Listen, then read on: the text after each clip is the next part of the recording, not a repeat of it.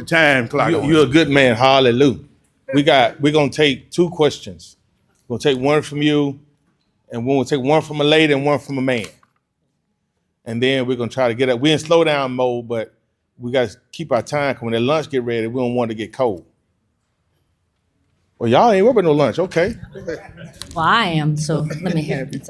This question is for Ms. Hatcher and Mr. Miller with regards to, you guys both have various different sizes of farms. I hate to talk my back to everyone, but you talked about labor. With regards to that, I'm an administrative type of person first and then do the action secondary. How do you handle any insurance or when it comes to laboring and laborers? I understand as far as the pay, but the administrative part when it's for that particular program you mentioned as well. So the H-2A program requires you to carry workers' comp. Now, are you talking about like health insurance or, okay, yeah.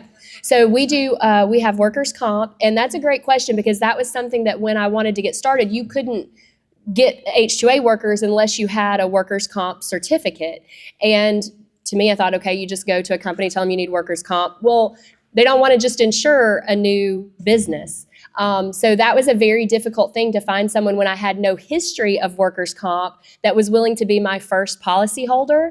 And there is an organization in Alabama, it's the Alabama Forestry Association, and they have a subpart that is called Forest Fund, and they're out of Montgomery.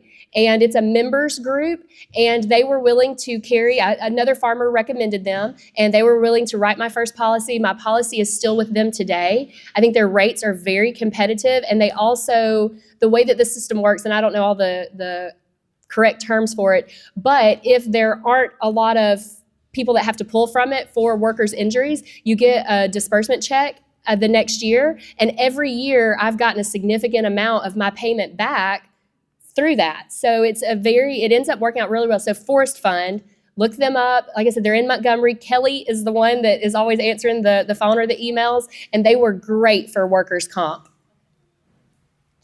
Yeah, I don't have anything to add to that. I think she pretty much gave you a good answer for that issue there, as far as the insurance is concerned, and that's about it. That's good.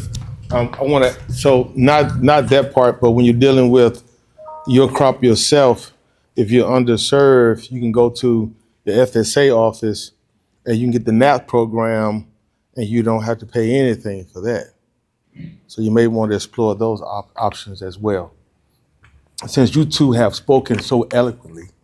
Now let's take another question for the Childs. Anybody got a question for the Childs?